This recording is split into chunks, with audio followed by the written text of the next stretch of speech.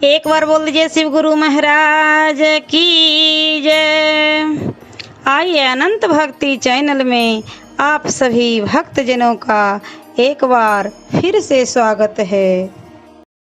आज मैं नवम स्कंद का 13वां अध्याय मैं आप लोग को सुनाती हूँ, जिसमें इक्ष्वाकु पुत्र राजा निमि की वंशावली व जनकादि की उत्पत्ति का वर्णन है।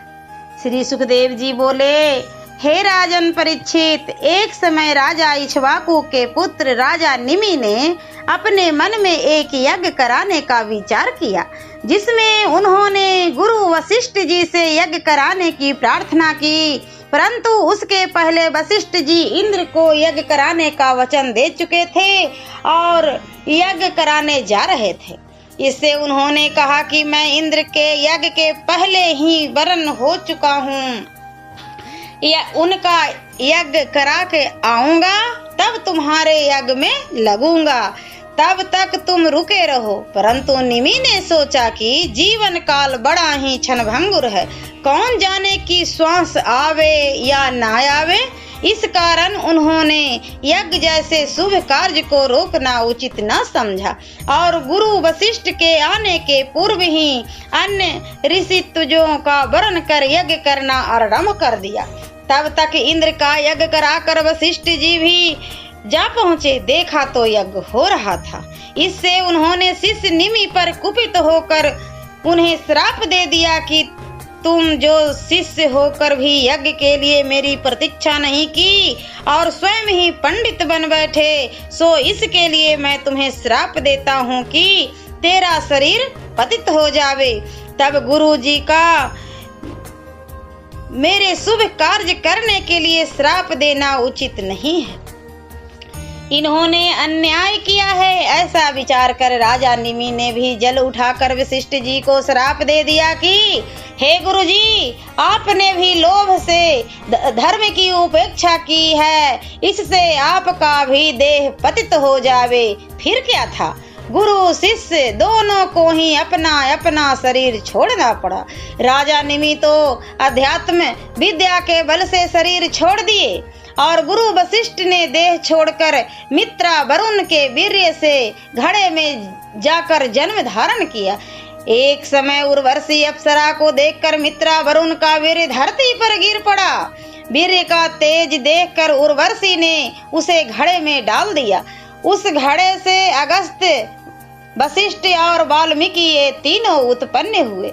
इधर निमि की देह तो पुरोहितों ने तेल में रखा।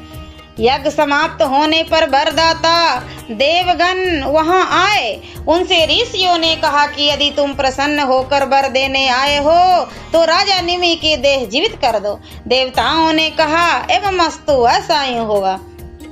परंतु राजा निमि ने कहा कि मुझसे देह का संबंध ना हो, क्योंकि देह नाशवान है।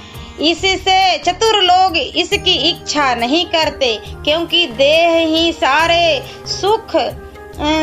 दुख, शोक और भय आदि उत्पन्न होते हैं।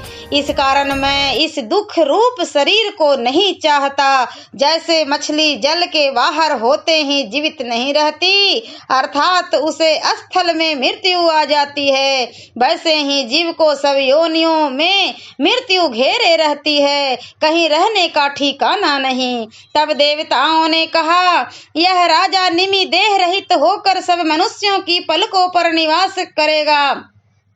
तब राज्य चलाने वाला राजा के न होने के कारण देवताओं ने निमि के तन को मथकर एक पुत्र उत्पन्न किया, जो जन्म से ही जनक अर्थात भविष्य में होने वाले वंशों का उत्पन्न करता विदेह निमि के अंश से उत्पन्न होने के कारण वैदेह और मंथन से पैदा हुआ था। इस कारण मिथिल कहलाया। आगे चलकर इसी ने मिथिला नाम की एक नगरी बसाई। उसी मिथिल को उदबसु, उनके नंदवर्धन, उसके सुकेतु, सुकेतु को देवरात, उसको बृहदर्थ, उसको महावीर, उसको सुधृति, दृष्टकेतु को हर्षर्व और हर्षर्व को मरु नाम का पुत्र उत्पन्न हुआ। फिर मनु के प्रतिपक के कृतिरथ उनके देव मीढ़ के विसुरत उनके महाधृति के कीर्तिरात के महोरमा उनके स्वर्ण रोमा उनके हस्व रोमा और उनके हस्व रोमा के सिरध्वज नामक पुत्र उत्पन्न हुआ। पश्चात सिरध्वज के कुशध्वज के धर्मध्वज और धर्मध्वज के कृतध्वज और मितध्वज नाम के 2 पुत्र उत्पन्न हुए। तब उनमें कीर्तध्वज और केसीध्वज और मितध्वज से खंडिक्य की उत्पत्ति हुई। उनमें सबसे बड़ा केसीध्वज आत्मविद्या का ज्ञाता हुआ और खंडिक्य कर्म कांड को जानने वाला हुआ। एक दिन शास्त्रार्थ हुआ, उसमें केसीध्वज ने खंडिक्य को भगा दिया। कुछ दिन पश्चात केसीध्वज को भानुमान नाम का पुत्र मिला, जो बड़ा ही यशस्वी था।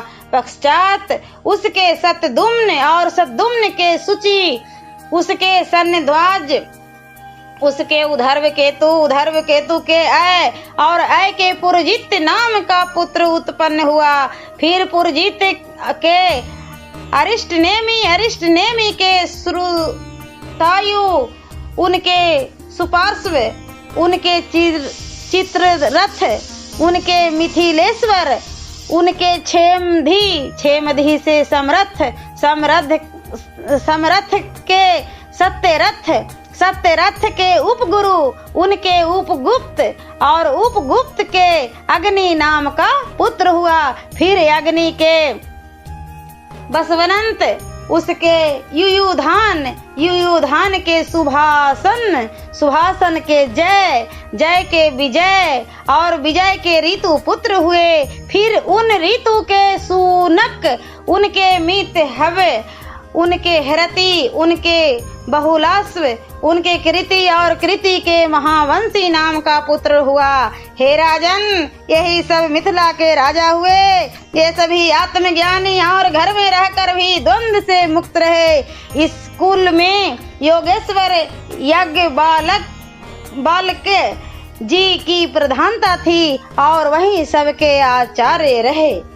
ओम नमो भगवते वासुदेवाय नमः। और नवम स्कंध का 14वां अध्याय मैं अगले वीडियो में सुनाती हूँ। ऐसे ही मनोरंजक कथाएं, कहानियाँ और भक्ति गीत सुनने के लिए हमारे इस चैनल अनंत भक्ति को सब्सक्राइब करें और वीडियो अच्छी लगी हो तो लाइक का बटन जरूर दबाएं। धन्यवाद।